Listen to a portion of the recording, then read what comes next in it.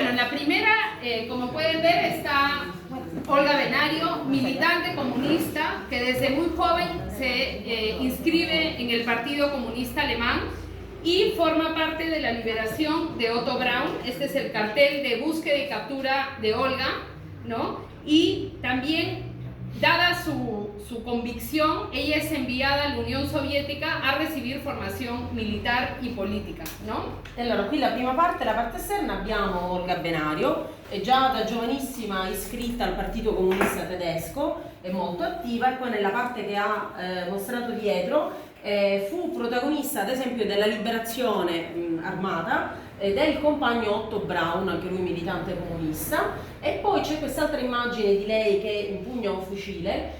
Dopo questa militanza in Germania si trasferì in Unione Sovietica, facendo parte della Terza Internazionale, dove ricevette un addestramento militare che poi lei a sua volta diede ad altri militanti. Y es muy importante recordar que ella era una mujer judía, que el sionismo ha borrado de la historia, porque uno ahora va a Alemania y pregunta a Olga Benario, nadie la conoce.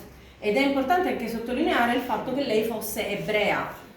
Particolare che questo tipo di ebrei ed ebrei della storia sono stati completamente cancellati poi dal sionismo. Fatto sta che se si va in Germania è davvero molto difficile trovare qualcuno che conosca Olga Benario. Io vivo alla calle Olga Benario a Berlino. Perché Claro, Berlino è Pero es muy poquito. Pero la mayoría de personas que tú les preguntas, ovviamente nella DDR era conosciuta, eccetera. y entonces cuando la abrimos, lo que tenemos es... Ay, perdón. Oh, lo tengo. Sí, espérate, vamos a ver la aplicación. Es que no lo he abierto hace tiempo.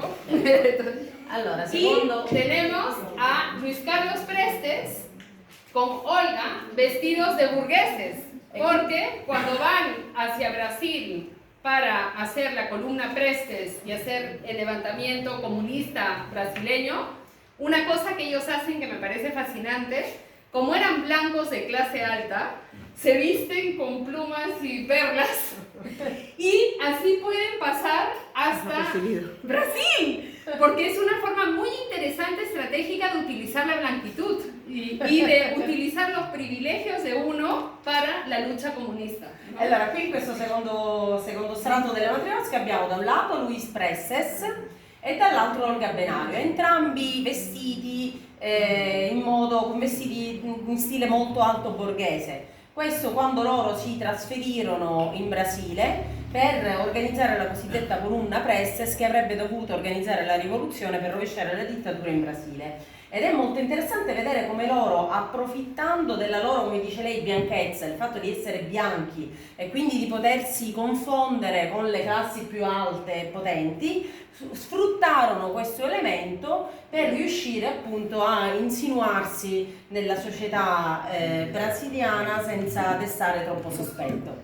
E quindi anche vestendosi con piume, perle, utilizzando appunto gli strumenti dell'alta borghesia per i loro scopi rivoluzionari. Y cuando han hecho el levantamiento de la columna Prestes, que podemos ver ahí, las cosas no salieron bien como muchas veces sucede y los han detenido.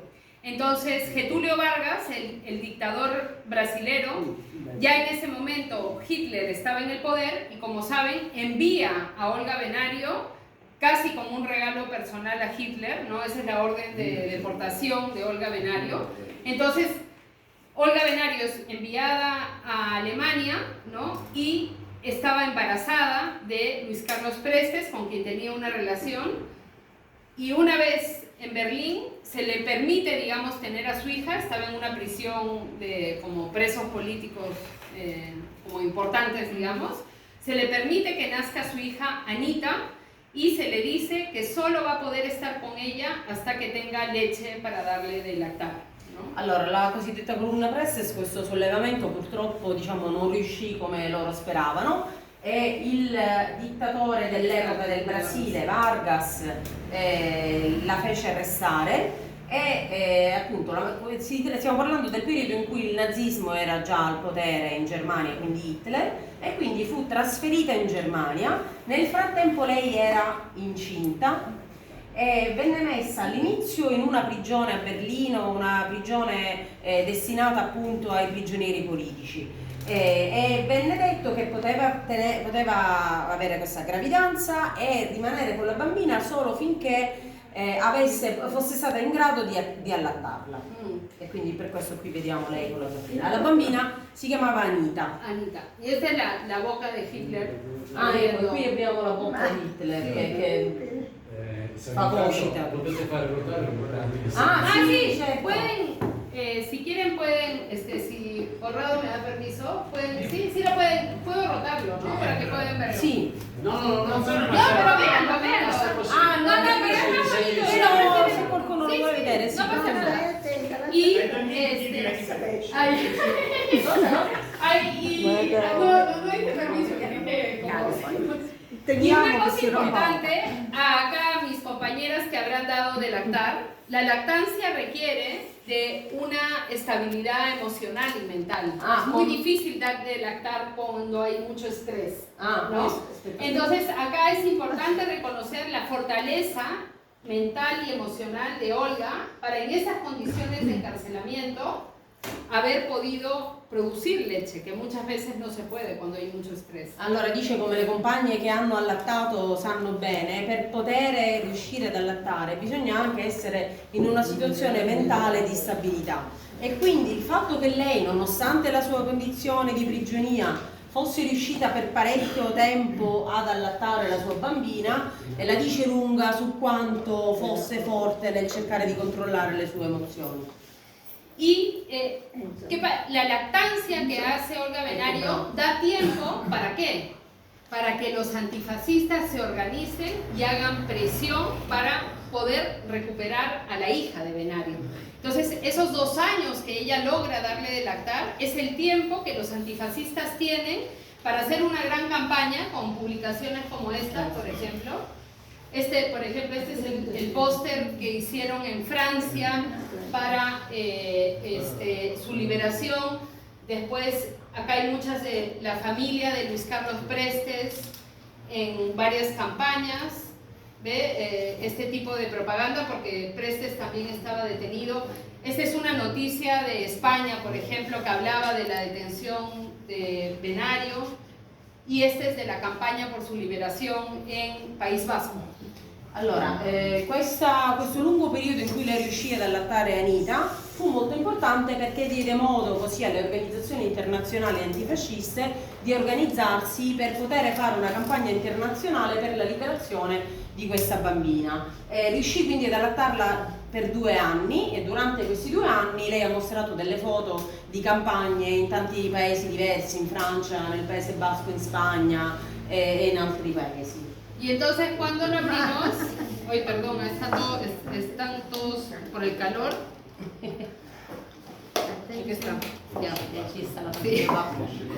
Ahí está.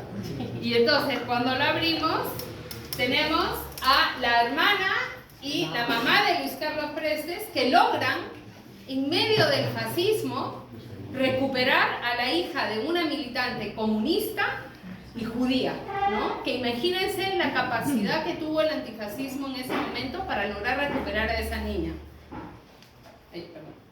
Allora, in quest'altra matriosca abbiamo da un lato la madre e dall'altro la figlia, la sorella, scusate, di Luis Carlos Prestes, brasiliano, anche lui era in prigione in quel periodo, e loro riuscirono, in un periodo in cui c'era il fascismo, il nazismo, a far liberare alla fine ad avere loro la figlia di una comunista ebrea, quindi insomma una grande forza. Mírenlo, o sea, Questa è la bambina, Anita. con todos los sellos nazis. Y ahí está con la abuela Leocadia, ¿no?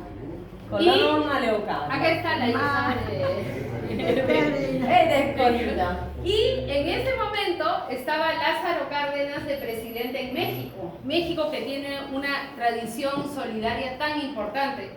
La familia del presidente de Perù ahorita está en México asilada. Ah, ok. Claro. Allora, in questo periodo in Messico Cárdenas era il presidente e aveva un'esperienza solidale molto molto importante. Dice che infatti in questo periodo, adesso, No, ahorita. adesso il presidente del Perù è appunto rifugiato in Su esposa y sus hijos. Y entonces, ahí está, por eso lo he hecho con el... esto ya es, bueno, de ahí cuando ha muerto. Y luego la niña logra volver a Brasil, cuando su papá ya sale de la La casa. bambina riesce a tornare in Brasile quando il padre viene liberato. Y Anita Prestes Eccola. crece y se vuelve una escritora. Entonces aquí están los libros que hay escrito, ¿no? Allora, Anita Prestes cresce, diventa scrittrice e quindi in quest'altra matrioschina ci sono i libri, alcuni dei libri che lei ha scritto. Que son libros, acá hay más.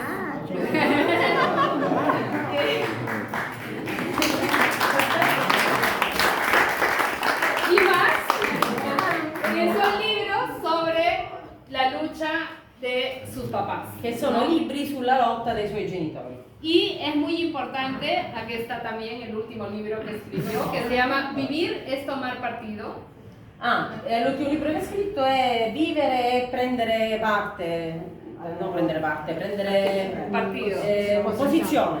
Claro. Y entonces, otra cosa que ya no he puesto porque ya no había más pícolas, pero Francobollo. en Brasil la figura de Olga Benario es muy importante, ¿no? In Brasile la figura di Olga Por Benario ejemplo, è hay el molto importante. movimiento de mujeres Olga Benario que tiene miles de mujeres Per esempio il brasileras movimento Olga Benario militantes. tiene migliaia di donne. El MST, el Movimiento de Trabajadores Sin Tierra de Brasil, que es la organización campesina más grande de Brasil y una de las más grandes del mundo, que yo quiero mucho, tiene también un campamento, una de sus ocupaciones de tierra se llama Olga Benario. Per esempio il movimento Sin Tierra, dei Sin Tierra del Brasile ha anche un accampamento che si chiama, un campo che si chiama Olga Benario. Entonces ahí vemos que a pesar de la persecución política, ¿no? Y con ese trabajo de cuidado de los niños en un sentido político, también se ha logrado transmitir la experiencia, el posicionamiento y el conocimiento político de Olga Benario a través de su hija al pueblo brasileño. Ok, qui vediamo che nonostante appunto la violenza fascista, attraverso questa protezione dei figli, dei bambini da parte del movimento comunista si è riusciti a tramandare in qualche modo quello che era stato fatto dai genitori.